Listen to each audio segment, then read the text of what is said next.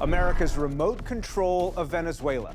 It was a shocking military operation that removed Venezuela's president from power, followed by an almost as shocking declaration by President Trump. We are going to run the country. Tonight, U.S. leadership from afar and how a deadly earthquake has exposed its flaws. Coming up on Compass Points.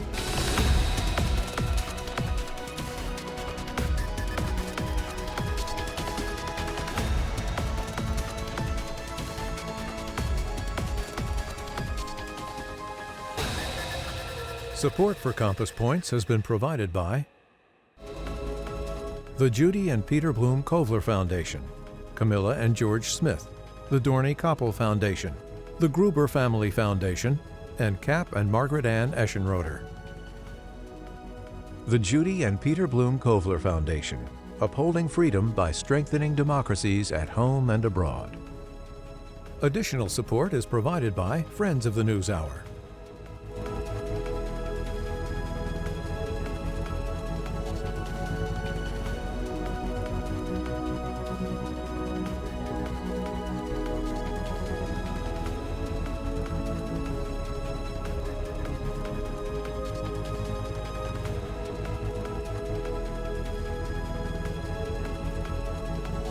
This program was made possible by contributions to your PBS station from viewers like you. Thank you. Once again, from the David M. Rubenstein studio at WETA in Washington, moderator Nick Schifrin. Hello and welcome to Compass Points. It is perhaps easy to forget, with everything else going on around the world, that the year began with the American removal of Venezuelan President Nicolas Maduro. It's been 7 months since an audacious U.S. raid into the heart of Caracas that turned Nicolas Maduro, the dictator, into a detainee and defendant in a U.S. courtroom. Since then, the U.S. has focused on expanding access to the world's largest oil reserves and supporting Maduro's former strongwoman, acting President Delcy Rodriguez. She had a long conversation with Marco, and she said, we'll do whatever you need. I think she was quite gracious, but she really doesn't have a choice. That has sidelined opposition leader Maria Corina Machado, despite gifting President Trump her Nobel Peace Prize, and the opposition winning the 2024 Venezuela election that the U.S. says was stolen by Maduro. And then came the country's most catastrophic earthquakes. The government's response has been inadequate, but the U.S. has maintained its support as the country faces a humanitarian crisis. And here tonight to walk us through what's next, Bill Brownfield is a former U.S. ambassador to Venezuela. He's now a senior advisor to CSIS. Rick de la Torre is a former CIA Caracas station chief, and he's the founder and CEO of the Washington-based lobbying and strategic advisory firm Tower Strategy, LLT. Laura Cristina Dib is the director for Venezuela at the Washington Office on Latin America, and Andrés Martínez-Fernández is a senior policy analyst for Latin America at the Heritage Foundation. Thanks very much. Welcome, all of you. Appreciate it. Bill Brownfield, Ambassador Brownfield, let me start with you. Why is Venezuela important to the United States and to Americans? Well, historically, it's been one of the most important relationships we've had in the entire Western Hemisphere. And historically, the reasons have been the importance of oil and gas, Venezuela being far and away the largest oil and gas producer in Latin America and in the Western Hemisphere outside of the United States.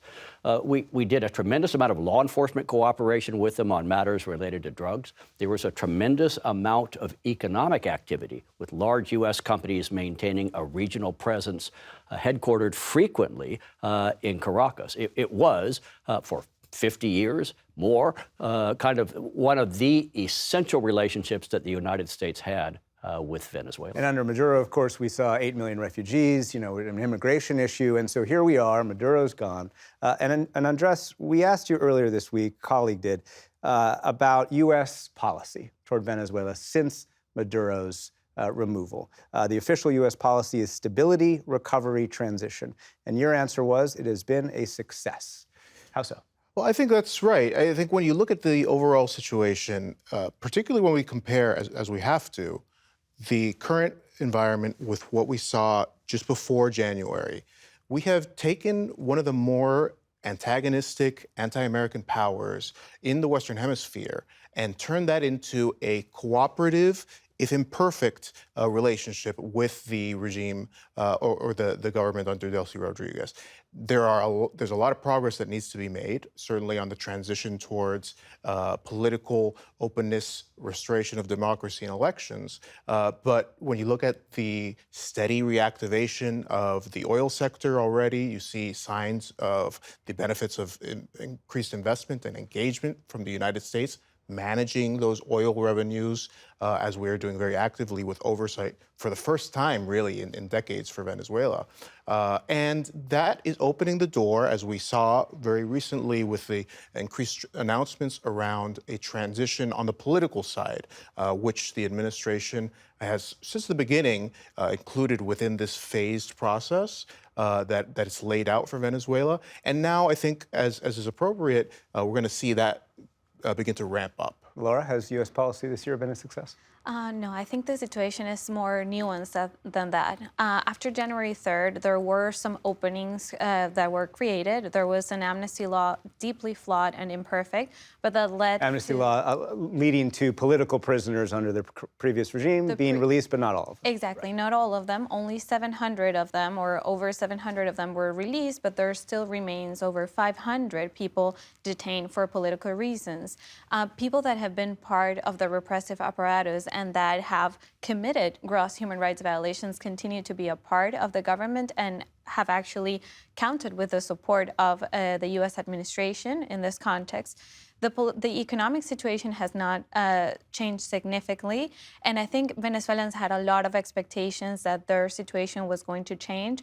Just in June, the central bank acknowledged that the inflation rate is over 13%.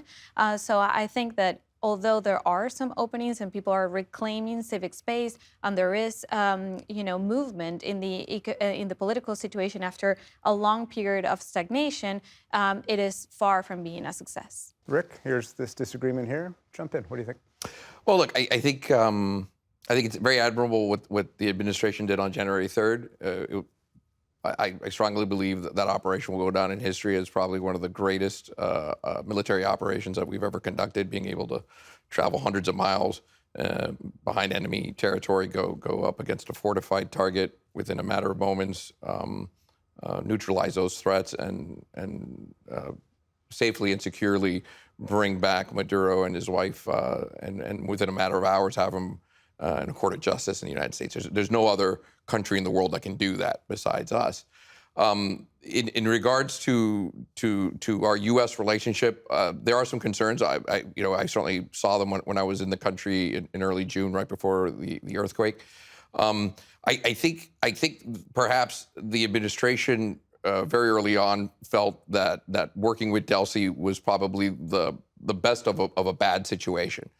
Certainly once you remove Maduro, you've got to make sure the hospitals are open, that the highways are working, that police are going to show up, right? And you look around, you say, well, who's going to do that? Who's going to manage that? And so you make a deal with the devil, and you say, well, let's utilize her capabilities until perhaps in the near future, when she's not as such a utility, to the United States and others. But I think that's where things are starting to stall, because Delcy is a very smart person. She is a very devoted communist. There's no doubt about that. And she's very much responsible for a lot of the problems and issues. She profited personally from a lot of the corruption and was very well aware and participated in many cases regarding the kidnapping of even U.S. citizens within Venezuela. So you're now dealing with her. And what I think is happening is she's trying to do her best to outlive this administration and to drag her feet on a lot of these things. So when the U.S. actually does call her up, I think she does reply and she does fall in line. But long-term wise, it's a big question mark as to what her utility is going to be in bringing about democratic change in Venezuela. So let's talk about that long-term big question. And Bill, I want to ask about whether Delcy is trustworthy as a leader. But let's listen to what President Trump set down the marker when it came to the opposition.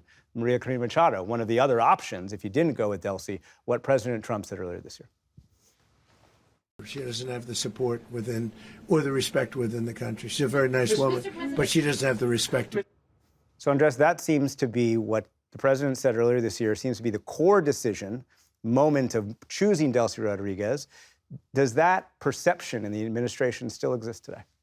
Well, I think it's important to take the context of that. And what we're talking about is comments made just after this operation, where we're looking at what is the immediate next steps for Venezuela. And I think part of what the president was referring to is that particularly within the structure of government, the various institutions, deeply flawed, after decades of being hammered with the socialist regimes, propaganda, and ensuring loyalty is throughout the ranks, that the idea is of installing Maria Corina, whether or not she deserves that. I tend to think she does because of the realities of the fraudulent elections. That would have been a disastrous situation almost immediately. It led to a complete shutdown in what little capacities that the government had to enact responses to these kinds of crises. But also, I think it would have been disastrous for her in a lot of ways, as far as her image within Venezuela and the Venezuelan people, because she would be held responsible. Laura, disastrous? Well, there's a question first. Let's take a step back and discuss how we got here, because there's a problem of legitimacy, and law still matters or should matter to the U.S. The first thing is that Maduro did not win the July 2024 elections. So he lacked legitimacy, and therefore Delcy Rodriguez as vice president lacked legitimacy. The Supreme Court, right after January 3rd, issued a ruling and said that that there was an absolute absence, which is a figure that does not exist in the Venezuelan constitution. And grandly, if we take the most lenient interpretation of that ruling, that would have given her until July 2nd. And we're towards the end of July, and there's no election being called. So first, there's an issue of legitimacy. And then on the issue of Maria Corina Machado, regardless of her political position, closeness or not closeness to the administration, she's a Venezuelan citizen. She has a right to participate in elections, and she has managed to harness the majority of the support from Venezuelans. So if there were to be an inclusive process that leads towards a democratic transition, the majority of the opposition needs to be taken into consideration. Bill, how important is that there needs to be an inclusive process right now? I mean, Delcy Rodriguez was criticized by the Trump administration and previous administrations, and now she's, the useful leader from afar, I guess. Nick, it's not important, it's essential. The truth of the matter is we've been talking about the three-part strategy developed by the Trump administration, and I think heavily by the Secretary of State and National Security Advisor, Marco Rubio: stabilization, recovery, and transition, by which we mean democratic transition. I agree with those who say there has been some good, serious, measurable progress in terms of stabilization and recovery. Much slower in terms of transition, although we're seeing movement in that regard. The reason that this is important is because whatever progress that is made on stabilization and economic recovery is not going to be long-term sustainable until the democratic transition process is brought to some form of closure. And that's where we have not made the same progress. You asked at the very start, is Delcy Rodriguez trustworthy? I'll give you a simple answer to that: no. As Rick said, she is a dedicated, he's a communist, I say she's a Marxist-Leninist. She has an objective, that is survival at this particular point in time. She has been very skillful, because he is correct. She's a very smart, crafty person. In that regard, she reflects not Mr. Maduro, but his predecessor, Mr. Chavez, in terms of being shrewd. And she has positioned herself, at least so far, in a way that she is still going to be able to influence the outcome of any sort of transition. That, in my opinion, is the problem set that we have to be focused on for the next foreseeable future. So all of this debate has been happening, and then these key policy decisions have been made, and then the earthquake, right? We've got this earthquake, the most catastrophic in Venezuelan history. The government says more than 5,000 have been killed, 18,000 still homeless, and the UN estimates $37 billion in damage. There's been a Bloomberg poll recently that said more than 60% of Venezuelans are disapproving of the government response and disapproving of Delcy Rodriguez herself. So Rick, jump in. How does this expose the reality of what's going on the ground with what the United States wants or expects or is trying to portray as what the government, the acting government in Venezuela is doing? Sure. So I think once the two earthquakes, right, 7.4, one right after the other occurred, it laid bare really the incompetence, the corruption, the inability of the regime in any way to address the needs of the people. It wasn't like yesterday they discovered that there are earthquakes in Venezuela. There've been earthquakes in Venezuela since, the beginning of time, right? So they never had a preparedness program. And if they did have a preparedness program, well, that was raided years ago too. So the resources that should have been available to the people were never there. And then I was surprised to see the ability of international press, and kudos to them, to those who made the trek and were able to report and show the world that many of the military and police units that were involved in those recovery efforts were mostly corrupt. Horrible stories of them charging victims to dig out bodies and cadavers, rifling and stealing from them.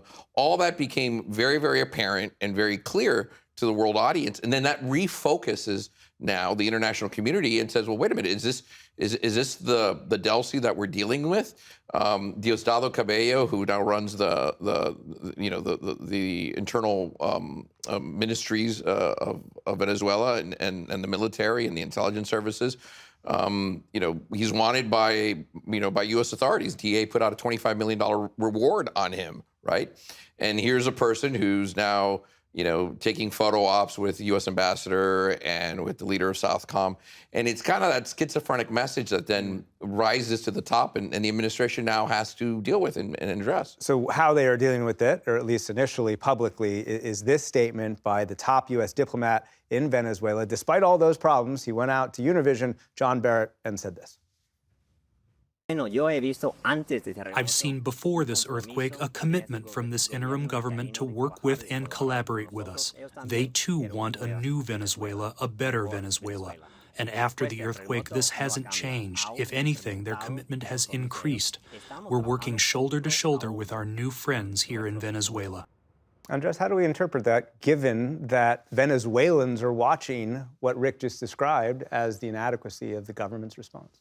Well, I think it's important when we look at all the messaging on Venezuela, particularly from the administration, to keep in mind that there's a difference in diplomacy, as the ambassador knows well, between what you say publicly and what you say behind closed doors. And I think part of the reason that the administration has been very cautious with its public messaging and trying to highlight positive progress is because the underlying situation is still very, very volatile in a lot of ways. And there are still competing factions within the remnants of the regime, which there are real concerns that they could have or could still seek to not only take power, but disrupt otherwise operations, particularly from the U.S. in Venezuela. And I think that's a reality that the administration has very much clearly in mind when it's talking about maintaining some level of confidence in the current arrangement,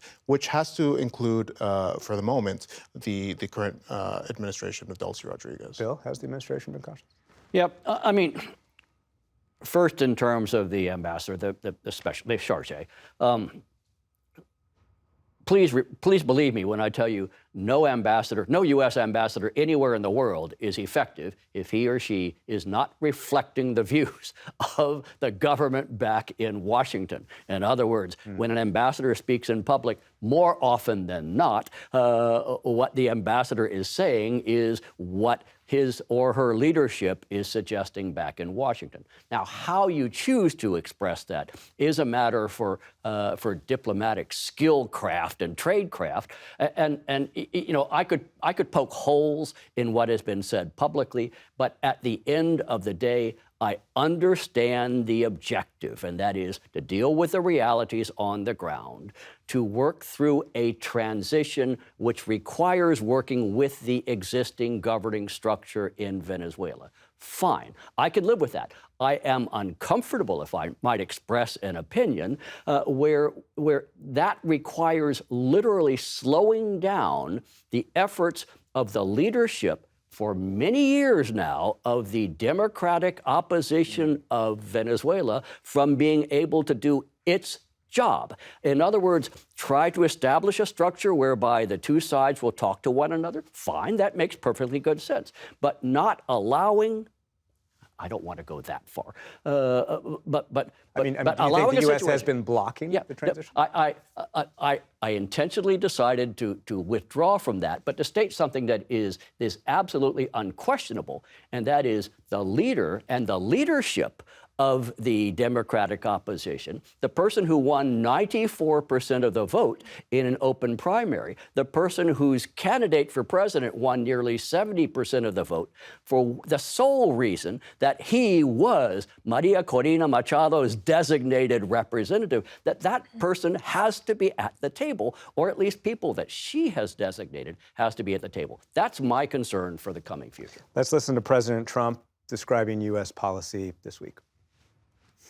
We have now an incredible relationship with Venezuela. We're taking out millions of barrels of oil. They're making more money now than they ever made before, ever. Venezuela, the people are so happy that we're there. The jobs, everything's happening, and we're taking out many, many times the money that we spent on the war.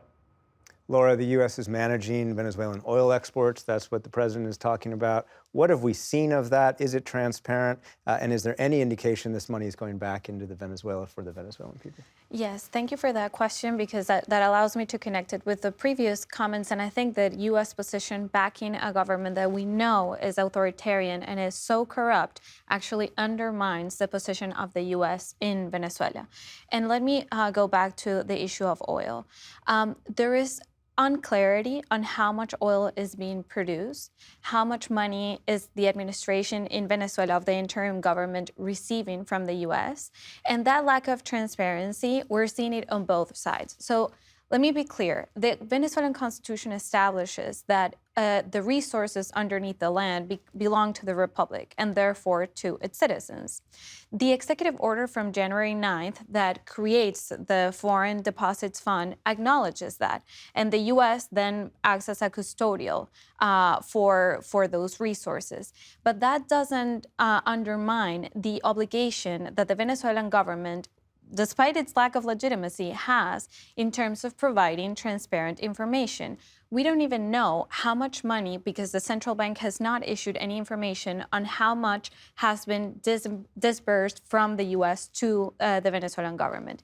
Here in the U.S., the Secretary of State Rubio and also Deputy Kozak in Congress, they have repeatedly said that this fund or the account is under an audit by KPMG. But so far, that information is not public. So what we've called for as an organization here based in D.C. is for the Department of Treasury to issue periodic reports. That would be just the minimum to expect from the administration. Andrés, we've got these questions about the transparency of the oil money. We've got these fundamental questions that Ambassador Brownfield raises of, hey, to have long-term stability in Venezuela, we do need the transition. We have an announcement from this week from Secretary of State Marco Rubio saying there's going to be some Venezuela conversations between the government there now and another opposition figure, but not Maria Corina Machado. I mean, how important is it from your perspective, or do you even think the U.S. is interested in transition, and how fundamental is that question as we all talk about this long-term stability that we all want for Venezuela? I mean, I think the political transition and the full restoration of democracy and free elections in Venezuela is essential. It's essential particularly to ensuring that we don't have a return to what has been the status quo for 2 decades, which is the collapse of institutions and accountability and the weaponization of the institutions of the Venezuelan government against the United States and against the region and our stability. So I think that's the reality that Venezuelans have lived with for over 2 decades makes very clear that this movement of socialism, anti-Americanism, has no future in Venezuela under free and fair elections. And I think that's important, at least not in the way it had. I think that's important to keep in mind. And why I think also the administration sees that this transition is an essential part of that process politically. The question isn't whether or not we pursue that. I think it's been very clear that the administration recognizes that and wants to pursue that and is pursuing that. The question is, how do you go about doing that? And there are questions about how you do that sustainably. We'll have to leave it there. Laura, thank you so much. Rick, Bill, Andrés, thank you very much for all being here. And that's all the time we have for now. Thank you at home for joining us. I'm Nick Schifrin. We'll see you here again next week on Compass Points. Support for Compass Points has been provided by the Judy and Peter Bloom Kovler Foundation, Camilla and George Smith, the Dorney Koppel Foundation, the Gruber Family Foundation, and Cap and Margaret Ann Eschenroder. The Judy and Peter Bloom Kovler Foundation, upholding freedom by strengthening democracies at home and abroad. Additional support is provided by Friends of the NewsHour.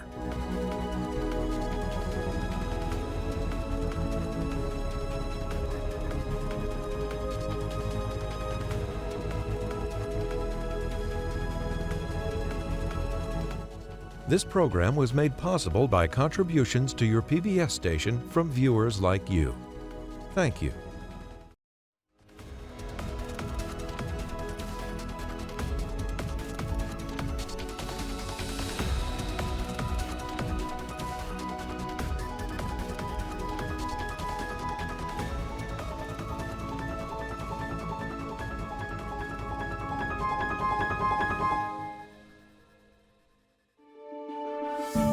You're watching PBS.